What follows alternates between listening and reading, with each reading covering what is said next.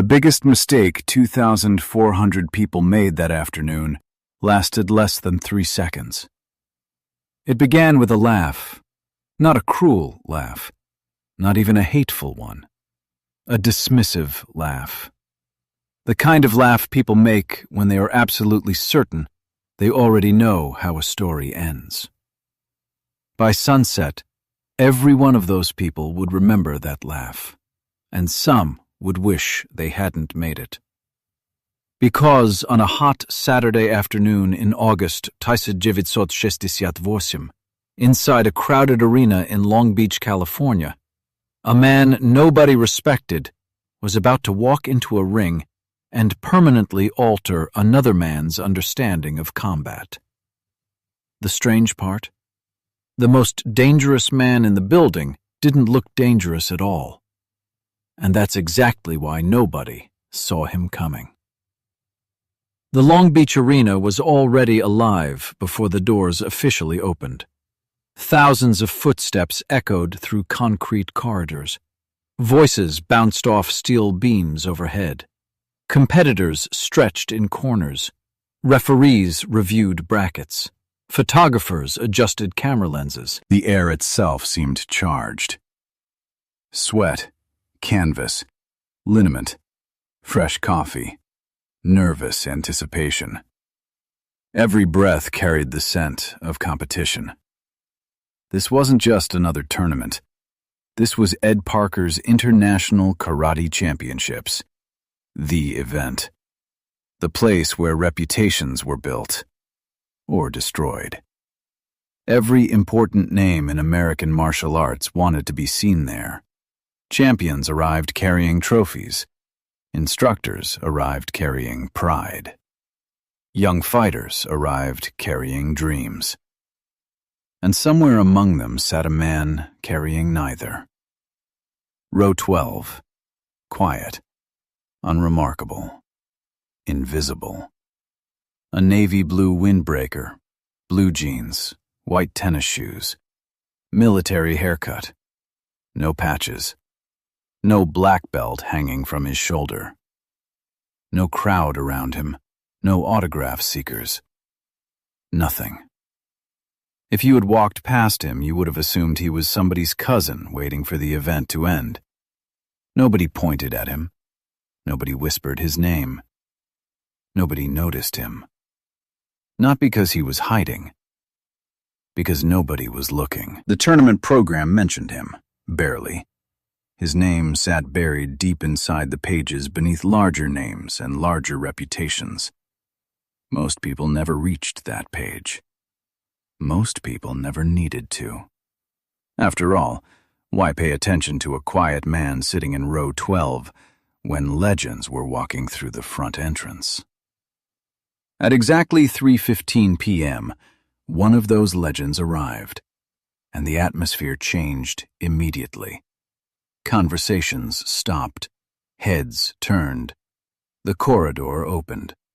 Frankie Marciano entered the arena, alone. Some men walk into rooms. Others make rooms react. Marciano belonged to the second category. He carried himself like a man who had spent years proving people wrong.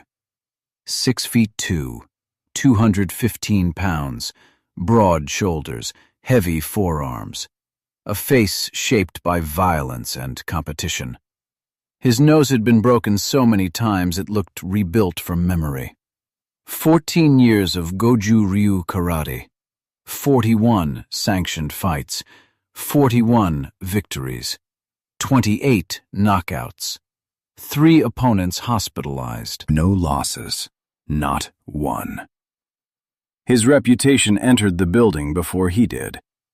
People straightened when they saw him. Competitors watched him from a distance.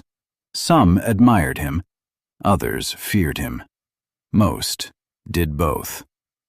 Marciano noticed and enjoyed every second of it, because deep inside he carried a belief, a dangerous belief, a belief that would destroy him before the afternoon was over. He believed California karate was soft, not weak, soft. There was a difference. Weakness could be fixed. Softness was corruption. At least, that's how he saw it. He had repeated that opinion for months, to students, to reporters, to fellow instructors. Even the night before, sitting in a hotel bar, he had told a journalist that West Coast fighters cared more about looking good than fighting well. The reporter had laughed. Marciano hadn't. He meant every word. And now, he intended to prove it. The crowd watched as assistants carried several wooden boards into the ring. Immediately, people leaned forward. They knew what was coming. Marciano grabbed a microphone. The arena slowly quieted. Then he handed the microphone away, walked backward, took a breath, another, then another. Silence spread through the building. Even people near concession stands turned around. Something was about to happen. Marciano exploded forward. 1 step, 2, 3, 4, 5. Then he launched. The arena gasped. His body left the canvas completely. For a brief moment he seemed suspended in midair, a perfect flying sidekick. Power, speed, balance, timing, everything aligned. Then impact. Crack! The boards didn't break. They detonated. Fragments shot through the air. The sound slammed into the walls and rolled through the arena like distant thunder. For a split second, there was silence. Then applause erupted. Loud, immediate, respectful. Marciano landed perfectly. No stumble, no adjustment, nothing wasted. The confidence on his face grew. The crowd had given him exactly what he wanted. Attention. He picked up the microphone and smiled. That smile should have been a warning. "I came all the way from New York," he said, his voice filling every corner of the arena, "because I keep hearing about West Coast karate." The applause faded. "I keep hearing about these new fighters." He paced slowly. "These new systems." Another step. "These new ideas." His voice hardened. "But what I've seen so far doesn't impress me." The atmosphere shifted, subtly at first, then noticeably. Some competitors exchanged glances, others crossed their arms. Marciano continued. "I see flashy movement." A pause. "I see combinations designed for applause." Another pause. "I see techniques built for tournaments." His eyes swept across the audience. Then came the sentence that changed everything. "And most of them would get you killed in a real fight." The arena went silent. Not quiet. Silent. The kind of silence that feels alive. The kind that arrives seconds before a storm. The journalist in the front row immediately lowered his head and started writing. Fast. Marciano saw him and pressed harder. "I've fought 41 times," his voice echoed. "I've never lost." He pointed toward the crowd. "Not to Shotokan." Another direction. "Not to Kempo." Another. "Not to anyone from California." The tension thickened. People shifted in their seats. Some looked angry. Others looked embarrassed. Nobody spoke. Nobody challenged him. Marciano noticed that, too. His confidence grew. The smile returned, bigger now, sharper, more dangerous, because he thought he had won. Then he made the mistake that would follow him for the rest of his life. He raised the microphone, pointed into the audience, and issued a challenge. "I want one honest man." Silence. One. His eyes moved row by row. "If you believe in your style," another pause. "If you believe in your training," another. "If you believe what you practice actually works," his voice dropped. "Stand up." Nothing happened. The silence stretched. 5 seconds. 10. 15. No volunteers. No challengers. No movement. Marciano laughed. A small laugh, but everybody heard it. Then he turned away, satisfied, victorious. "That's what I thought." Row 12, seat 18. The quiet man beside the young soldier suddenly moved. The soldier's face changed instantly. Concern, recognition, something close to alarm. "Don't, Carlos." The man didn't answer. He simply stood up. That's all. One motion, nothing dramatic. Yet something strange happened. Several people nearby stopped talking, not because they recognized him, because something about his calm felt different. Marciano heard movement. He looked toward row 12, then laughed. The audience laughed with him. A small man, a civilian, a nobody. Exactly the kind of volunteer people expected. "You?" Marciano pointed. More laughter followed. "The little guy in the blue jacket." The man began walking. No expression, no anger, no attempt to impress anyone. Just walking, steady, controlled, silent. "You've trained before?" Marciano asked. A few spectators chuckled. The man kept walking. "What style?" "Tang Soo Do." Simple. No explanation, no speech, no performance. Marciano smirked. "And your name?" The man reached the aisle below, stopped, looked up.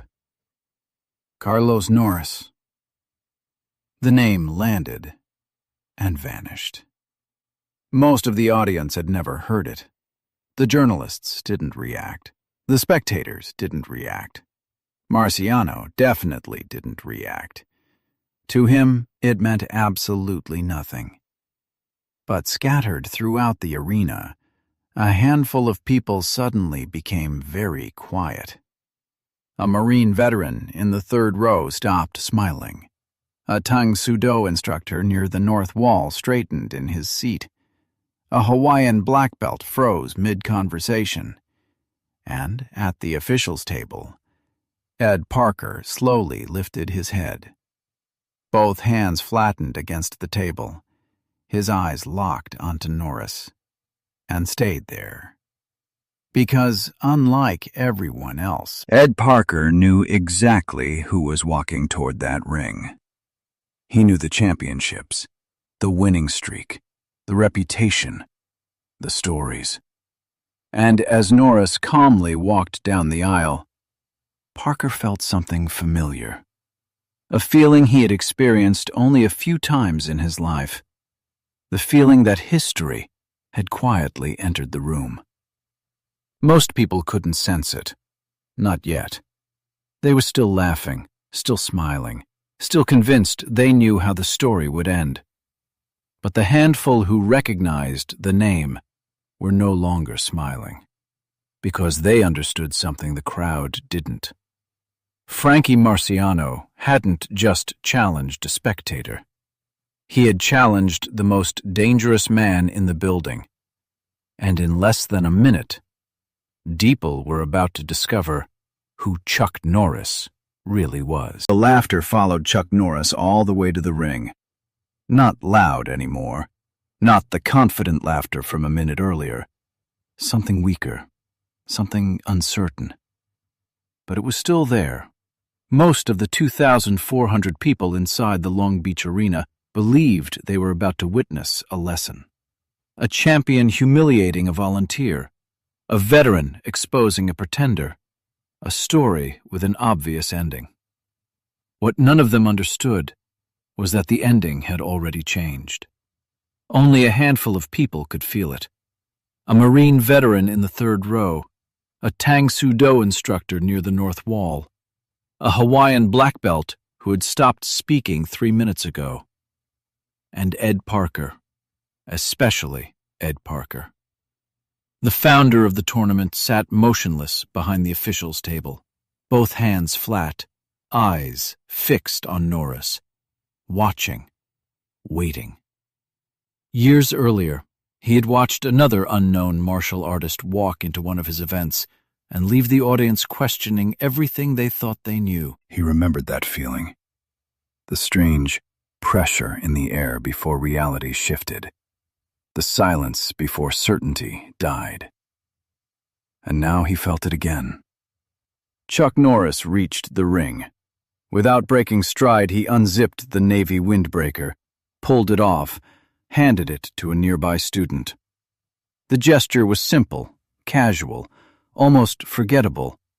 Yet several experienced fighters immediately noticed what became visible beneath the jacket. Forearms. Not large, not intimidating, not impressive by bodybuilding standards, but different.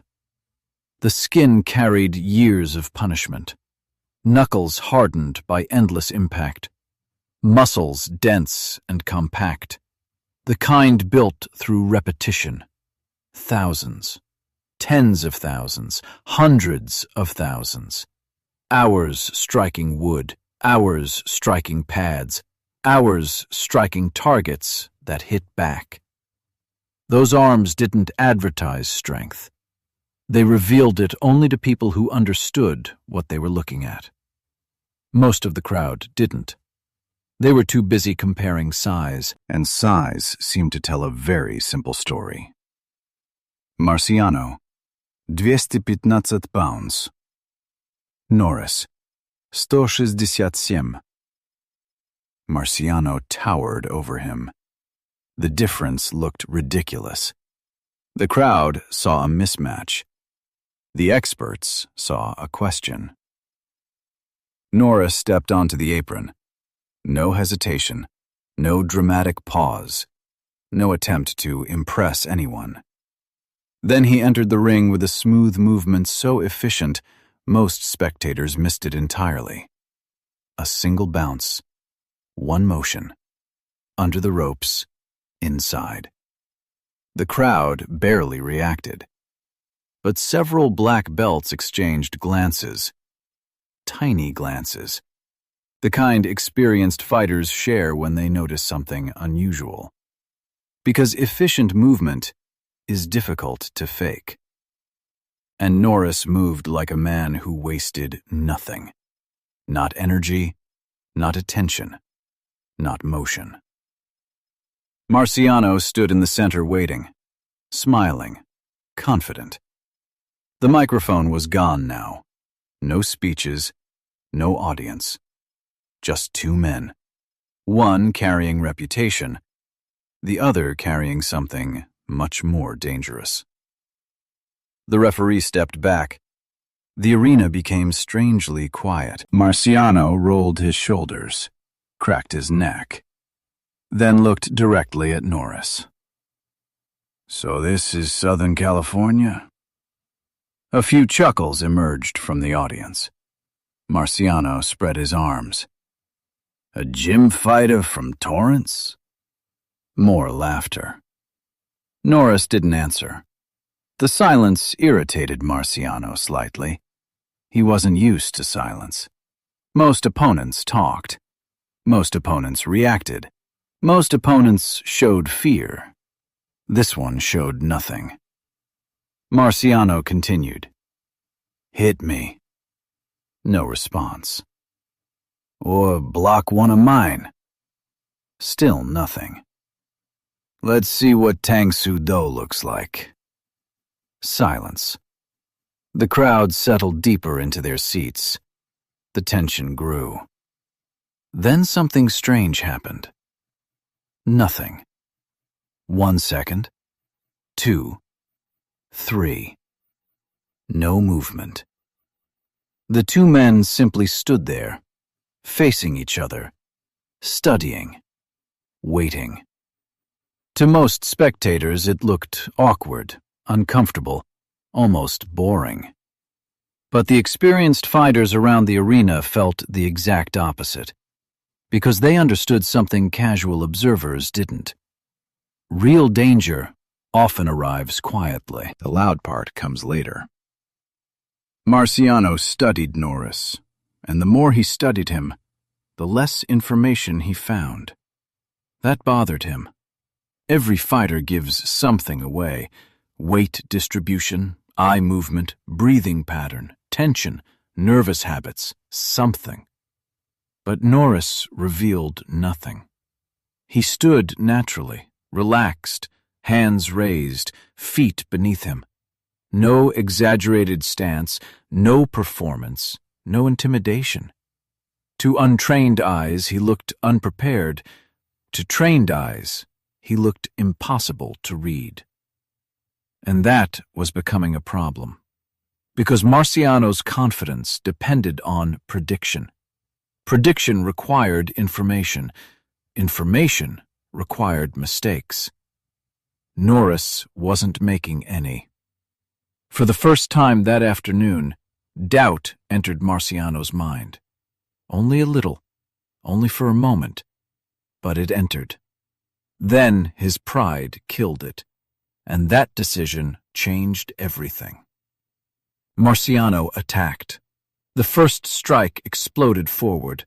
A reverse punch, fast, powerful, technically perfect. Years of repetition compressed into one movement. His shoulder turned, hip rotated, weight transferred, the fist shot forward. Most spectators saw speed. The black belts saw strategy. Because the punch wasn't the attack, it was the question, a test. Marciano wanted information. How does this man react?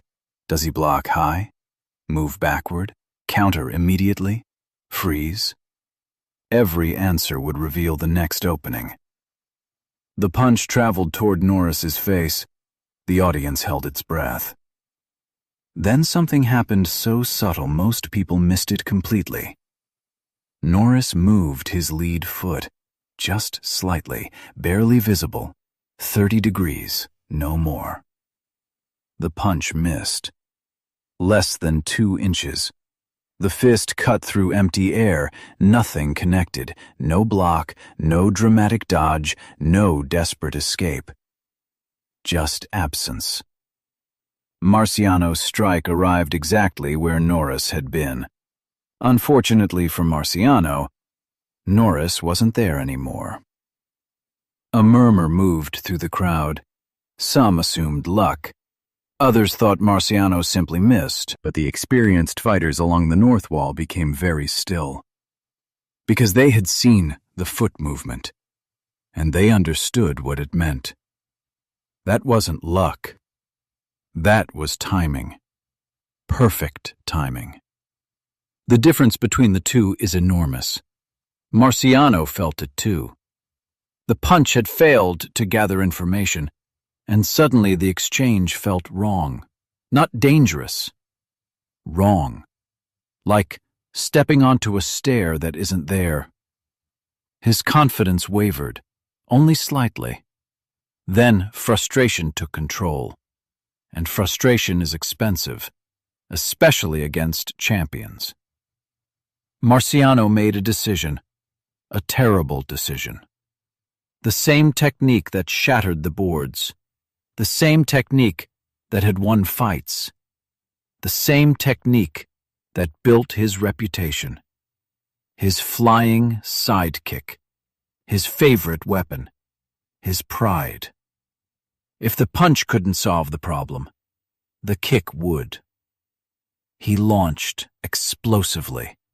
The crowd gasped again. The movement looked magnificent. Years of training, years of victories, years of confidence. Everything behind one attack. 215 pounds rising through the air, heel locked, body aligned, power surging forward.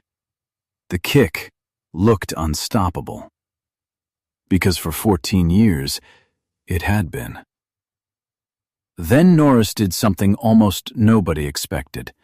He moved toward it, not away, toward it. Several fighters along the wall physically leaned forward. Marciano's eyes widened. For a fraction of a second, because every instinct expected retreat. Instead, Norris shortened the distance. 3 inches lower, one short step, a 45-degree turn. The kick sliced through empty space, missing completely. A collective gasp escaped the crowd, not because they understood what happened, because they felt it. Something impossible had just occurred. The attack that demolished wooden boards moments earlier had found nothing, no target, no impact, nothing. And now Marciano was airborne with nowhere to go. His body knew it before his mind did. The landing was wrong, not visibly wrong, not to ordinary people. But fighters noticed instantly. The timing, the angle, the hip position. Everything was off by the smallest amount. Just enough. Just enough to destroy the next second. Marciano touched down. His weight shifted. Balance compromised. Only a fraction. Only an inch. Only a moment. But champions live inside moments, and Chuck Norris saw it. The opening appeared and vanished. Most people never would have noticed. Norris did. The instant arrived. He took it. His body turned, fast, precise, effortless. The spinning back kick began, and for one impossible second, the entire arena seemed to freeze. Not because time stopped, because history was about to move, and nobody yet understood they were watching it happen. The spinning back kick began, and for a fraction of a second, nobody understood what they were seeing. Not the spectators, not the journalists, not even Frankie Marciano, because the technique was moving faster than recognition itself. Norris pivoted, his lead foot anchored, his hips rotated, his shoulders disappeared from Marciano's line of sight. Then came the part that changed everything. The heel. Not the ball of the foot, not the toes. The heel. Pure structure, pure force. Years later, martial arts schools across America would study that movement frame by frame. Instructors would pause videotapes. Students would spend months trying to replicate it. Champions would build entire systems around it. But on that afternoon in August 2067, none of that existed yet. For most of the 2040s people watching, it was simply a blur, a flash, a motion too fast to fully understand. And then, impact. The sound wasn't dramatic, not a movie sound, not an explosion. Something worse. A dull, heavy thud. The sound of perfect timing meeting perfect vulnerability. Marciano felt it before he understood it. The heel drove into the right side of his body, just beneath the ribs. A precise target. A place few fighters attacked correctly. A place most spectators didn't even know existed. The liver. The body's hidden switch. For years, Marciano had bullied opponents with size, power, pressure, momentum. Now all of that collided with something he hadn't prepared for. Precision. His nervous system reacted instantly. The message traveled faster than thought, faster than pride, faster than denial. His body made the decision before his mind could argue. You're going down. Marciano tried to stay upright. He couldn't. His legs stopped listening. One knee touched the canvas, then the other. His hands followed. Suddenly, the undefeated champion who had entered the arena like a king was on all fours beneath bright tournament lights. And the arena fell silent. Not quiet. Silent. The kind of silence people remember decades later. The kind that feels impossible when thousands of people occupy the same room. 2,400 people. Not a voice, not a cough, not a whisper. Nothing. The entire building seemed frozen. Nobody moved. Nobody blinked. Nobody could quite process what had happened. 8 seconds, that was all. 8 seconds had erased 14 years of certainty. Then, somewhere in the crowd, a folding chair scraped against concrete. The sound echoed through the silence, and suddenly reality returned. The spectators looked at one another. The black belts along the north wall exchanged glances. The journalists stared at the ring. One of them slowly lowered his notebook, because he realized something uncomfortable. The story he had come to write no longer existed. Everything had changed. In the center of the ring, Chuck Norris stood quietly. No celebration, no victory pose, no smile, nothing. His breathing remained steady, his expression unchanged, as if the previous 8 seconds had merely confirmed something he already knew. At the officials' table, Ed Parker finally moved. For the first time since Norris had stood up in row 12. He rose slowly, deliberately. The arena watched him cross the floor, step after step. Nobody spoke. He climbed into the ring, walked to the abandoned microphone, picked it up, and looked across the crowd. Even Parker seemed aware that everyone inside the building had just witnessed something important, something larger than a simple exhibition. He cleared his throat. The microphone crackled. Then his voice rolled through the arena. Ladies and gentlemen. Nobody moved. The gentleman standing in this ring, a pause, is the reigning United States middleweight karate champion. The crowd remained frozen. Parker continued. Mr. Carlos Ray Norris. Silence. Another pause. Then Parker smiled slightly. Most of you know him as Chuck Norris. The reaction wasn't immediate, because the audience first had to rebuild reality. Everything they thought they knew about the last 10 minutes suddenly looked different. The volunteer wasn't a volunteer. The small man wasn't small. The unknown fighter wasn't unknown. The crowd began replaying every moment. The laughter, the jokes, the challenge, the walk down the aisle, the finances, the calm, the outcome.